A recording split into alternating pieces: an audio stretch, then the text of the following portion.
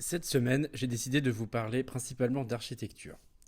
Nous allons commencer en abordant rapidement un architecte très célèbre, quoique aujourd'hui un peu oublié, Pierre Lemuet, né en 1591 et mort en 1669. C'était un architecte du grand siècle qui a toute sa place aux côtés des Lemercier, Mansart et Levaux. Théoricien et bâtisseur, il fut très célèbre de son vivant puis connut ensuite un relatif effacement. Soutenu en 1991, la thèse de Claude Mignot fut la première monographie de l'œuvre de Lemuet.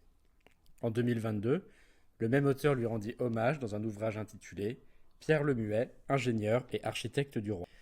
À ma connaissance, il s'agit de la publication du Crépuscule pour ce grand historien de l'architecture qui mourut l'année suivante.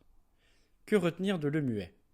Des ouvrages théoriques d'abord, avec manière de bâtir pour toutes sortes de personnes, ou bien encore son adaptation des ordres d'architecture de Palladio, paru en 1632.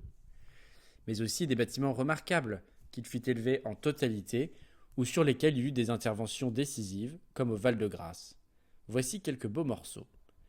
Entre 1636 et 1638, Lemuet bâtit le château de Chavigny pour Claude Boutillier, surintendant des finances de Louis XIII.